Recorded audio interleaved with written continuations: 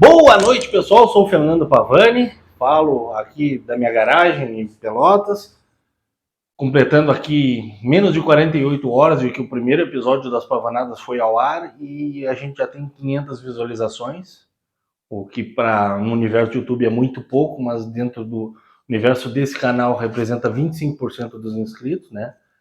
Nós temos 2.000 inscritos, então não sei se o alcance foi um pouco além do canal, mas é um número que muito me orgulha, muito me envaidece, porque, como eu mencionei, num cenário improvisado, enquadramento cortando a minha cabeça, um amigo meu brincou uma urna ao fundo, né?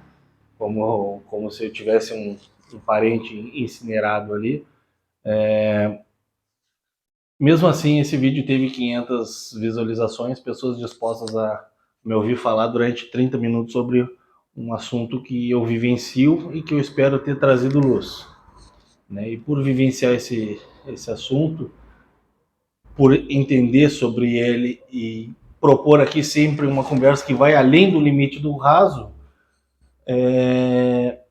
a gente teve um comentário de um querido amigo meu, Regis, discordando de muito do que eu pontuei. E eu acredito que toda discordância ela agrega, né? Especialmente aos familiares do Regis que vão receber o seguro de vida dele agora.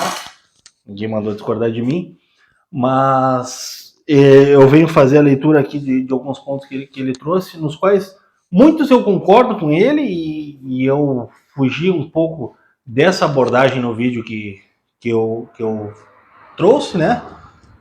E alguns outros pontos eu discordo dele. Então vamos lá. Bom, está muito claro quem são os antigos oportunistas e não se pode generalizar. Antigo oportunista é o cara que compra um carro barato, não faz nenhum polimento e anuncia por 5 vezes mais. É o cara que pede 200 mil reais num Gol GTI, um carro que não justifica o seu valor. É aquele cara que anuncia um Escort Hobby ou um Gol CHT como uma relíquia espetacular, caríssima, mas que na realidade é uma merda de carro, um horror, zero apreço e emoção, e quando novos já eram carros desprezíveis. Antigo oportunista é o cara que quer lucrar fácil em cima do sonho das pessoas e gourmetiza qualquer porcaria, já que os carros realmente especiais têm uma quantidade de unidades reduzidas. O mercado está saturado de vendedores assim, então ele passa a cobrar caro em carros que não têm qualquer importância ou valor. Aqui o Regis veio com alguns pontos que eu vou continuar a discordar dele, tá? E aqui eu explico por que eu discordo, tá? O Regis mencionou aqui, o cara que compra o carro barato não faz nenhum polimento e anuncia por 5 vezes mais. Ok? Eu acredito que todo carro que tem algum potencial de valorização, ele demanda algum investimento, seja uma lavagem, seja uma restauração, seja até uma história envolvendo aquele carro, né? Tivemos há tempos atrás o Corcel que foi içado de uma garagem, que tiveram que abrir o telhado da garagem, tirar o carro de guindaste, uma história que viralizou. E eu acredito que a história ela valoriza muito o carro, né? E claro, sempre tem gente que pega o carro como tá e anuncia por mais. Mas eu não deixo de achar, eu não me posiciono, não tenho uma opinião formada a respeito se eu acho isso certo ou errado, né? Claro que tem muita gente que se preocupa, não estou dizendo que é o caso do Regis, mas tem muita gente que fica mais preocupado com o que o outro vai ganhar, né? Do tipo, pô, pagou 5 no carro, tá anunciado por 25. Eu sou da teoria que se o carro que está anunciado a 25 vale os 25, se eu posso pagar os 25, se eu quero aquele carro, eu vou fazer esse pagamento, não importando para mim o quanto foi pago ou até investido. Mas tudo bem, entendo que possa ter uma pecha meio pejorativa nessa questão de tirar daqui, botar ali e já multiplicar o preço. Aí ele colocou, é aquele cara que pede 200 mil reais num Gol GTI, um carro que não justifica o seu valor. Aí a gente precisa falar essa questão de carro antigo ela é muito complicada porque ela mistura a razão com a emoção, né? E o que seria um carro que justifica o valor? Por exemplo, esse Diplomata aqui, esse em especial, não igual a esse carro tem um vídeo no canal contando. Esse carro, quando eu tinha 9 anos de idade, eu era apaixonado por esse carro. Eu babava nele, né, na história dele, pertencia a um amigo do meu avô, e a vida inteira eu almejei ter esse carro. Então, tem uma diferença de valor e custo, certo? Provavelmente, em condições normais, eu não pagaria o que esse carro está valendo no mercado hoje. Talvez eu viesse a procurar carros mais interessantes, mas é aquilo, com a minha realidade financeira, com as minhas limitações, né? Agora, uma pessoa que tem uma boa condição financeira, que é o caso de quem paga 200 mil reais no Gol GTI, logicamente não são os últimos 200 mil reais da conta e não vai ser o único carro que ele vai vir a ter na garagem. Né? E por que ele faz isso? Por que o Gol GTI não justifica o valor, mas mesmo assim pedem esse valor? Primeiro que no Gol GTI criou-se uma bolha, essa bolha cada vez mais exigente, que exige um nível alto da restauração dos carros, e é algo que eu, de certa forma, eu aprecio, né? Porque os carros ele começam a ter caprichos nos detalhes, né? Então, e toda restauração ela tem um custo elevado, é aquilo que eu falei. Aí a gente define se vai mandar dar um banho de imersão para remover tinta ou para pintar o carro, enfim, num Gol GTI ou num Porsche, mas as restaurações de Gol GTI elas são de fato caras. E à medida que o mercado desse carro começou a ir crescendo, que ele começou a valorizar, ele foi se tornando algo cada vez mais cobiçado. Olha só, não acho um cenário definitivo, né? Mas ele foi se tornando algo cada vez mais cobiçado. E é uma simples lei do mercado que aumenta a procura, a oferta vai diminuindo, o preço sobe, né? Então, hoje em dia, tem Gol GTI sendo oferecido por 200 mil reais. Tem dinheiro, tem gente que investe 200 mil reais num Gol GTI para deixá-lo no padrão de investimento. E aquilo, o valor ele é algo subjetivo, né? Eu também, não é um carro que me apetece, que eu tenho grandes memórias com ele, mas muita gente teve ele como objeto de desejo e às vezes até pelo custo da vaidade pode vir a tê-lo, né? Aí o Reis entra numa outra questão, que é o cara que anuncia o Scott Hobby ou Gol CHT como uma relíquia espetacular, caríssima, mas que é uma merda de carro, um horror, zero preço, emoção, e quando novos já eram carros desprezíveis. Sem entrar no mérito da qualidade, que eu concordo, mas tem muito carro ruim que tem o seu valor. E aqui eu estou sendo bem polêmico, porque eu vou falar de alguns casos. Eu tinha o sonho de ter um Puma GTB, e um dia eu andei num Puma GTB, que é um carro que é valorizado, sempre foi caro, e eu pensei, cara, eu sonhei tanto tempo com esse carro em vão. Né? O carro era uma porcaria, uma caixa d'água, o carro não tinha estrutura, era uma caixa d'água com motor de Opala. Não tinha estrutura, não tinha nada, odiei andar no carro. Uma merda de carro, como o Regis mencionou. Aí tem o Escort e o Gol CHT.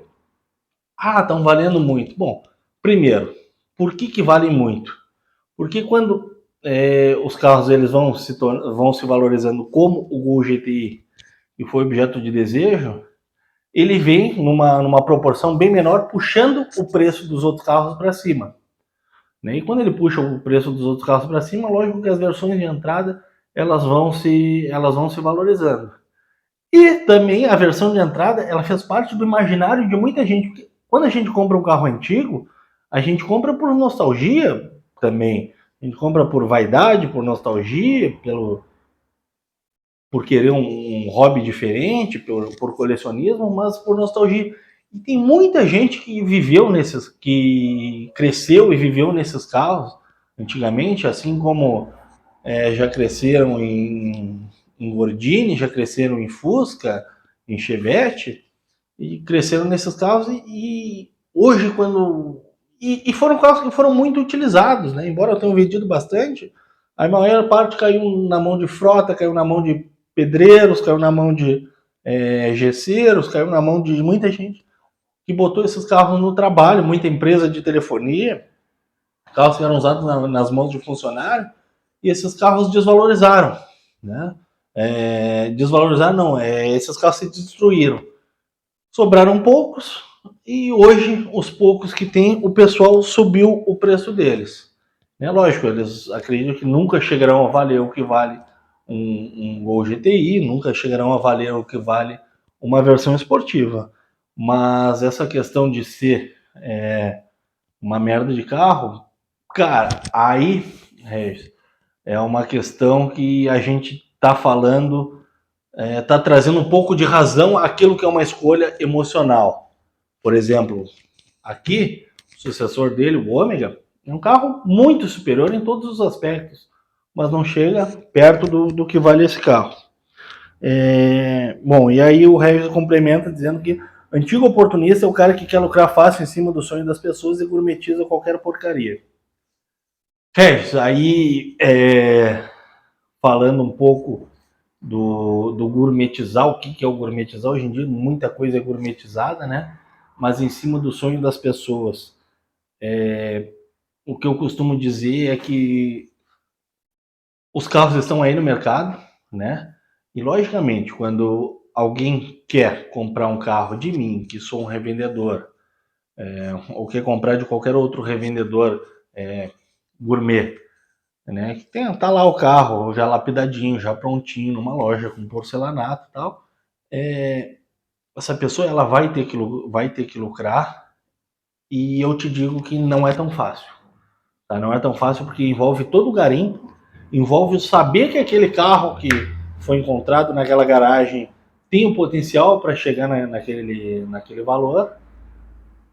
E aí, quando é o sonho da pessoa, a pessoa não faz essa. Não mensura se alguém está lucrando fácil ou não. A pessoa está mais preocupada em realizar o sonho. Né? Se o teu sonho é uma viagem para Disney, a gente não está preocupado com quanto o agente de viagem está lucrando ao te vender um pacote familiar para Disney. A gente está querendo realizar o sonho e ver se aquilo pode ser realizável e bola para frente.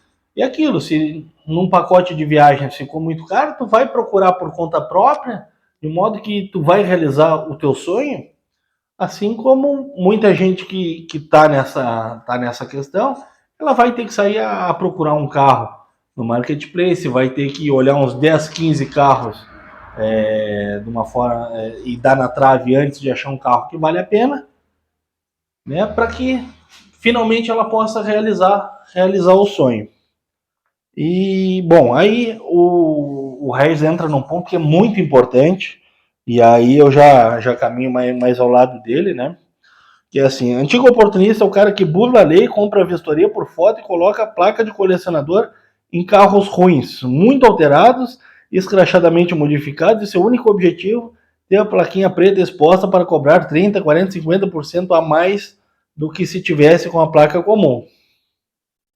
Aí, claro, depois o Regis amansa. O Regis é que nem eu, né? Bate e depois amansa.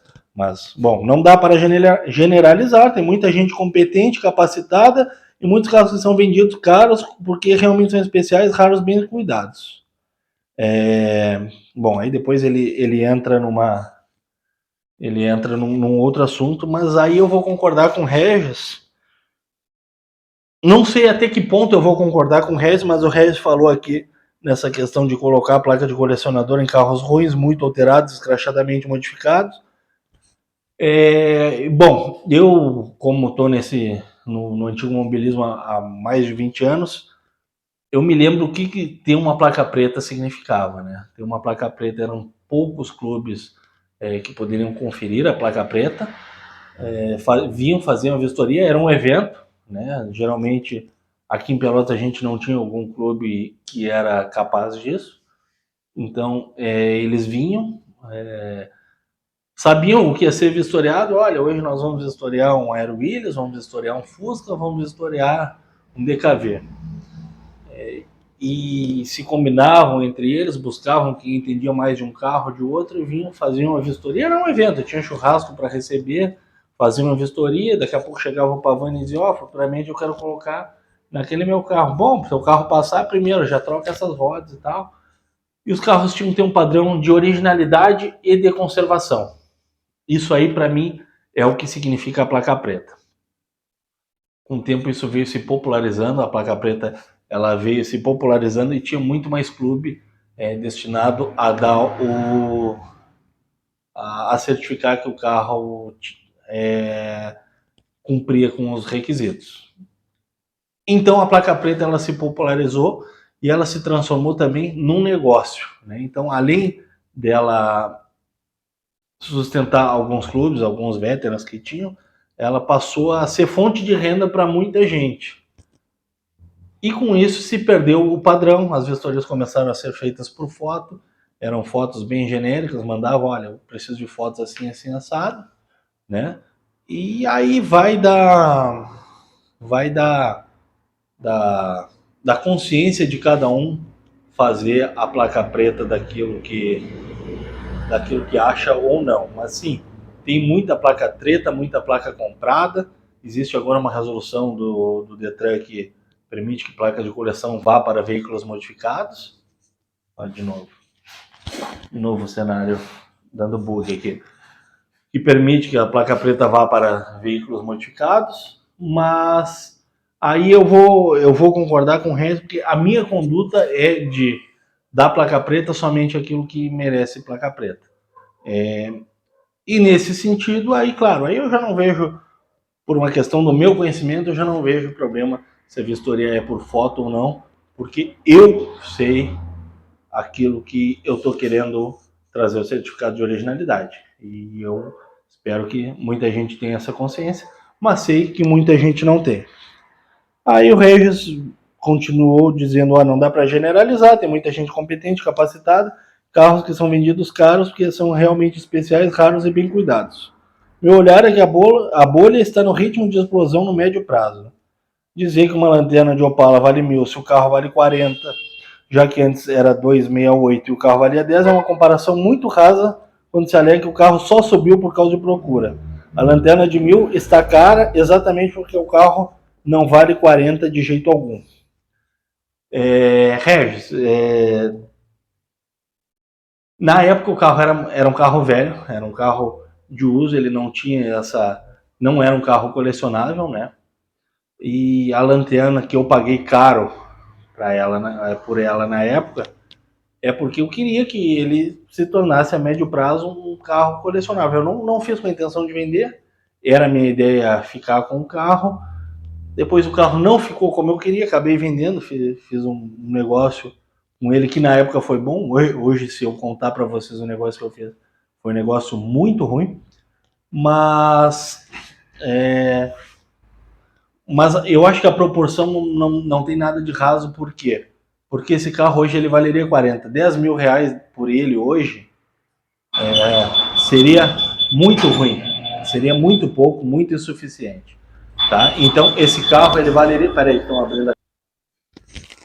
Retomando aqui. Então 10 mil reais por esse carro hoje seria muito pouco. Tá? Por quê? Porque tudo valorizou. E hoje não é. Cara, nós estamos falando aqui de um diplomata 250S 1988. Quantas pessoas não querem um carro desses, né?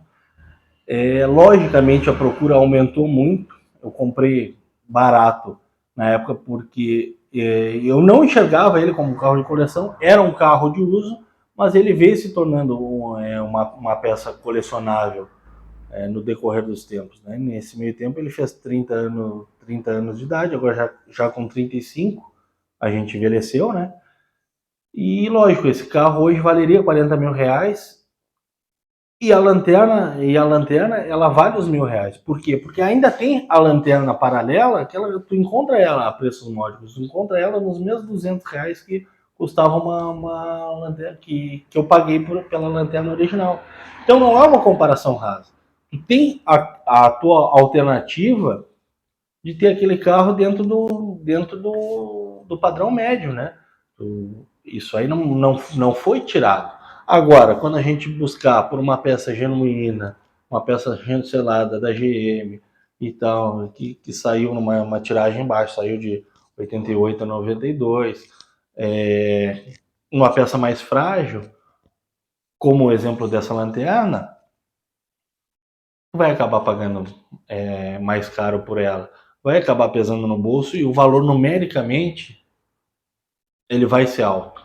Né? Então a comparação ela não foi rasa, só na questão matemática, não foi uma comparação feita só nessa questão matemática e sim, e por isso ela tenha sido rasa. Não, ela foi uma comparação feita diante de todos os cenários. Né?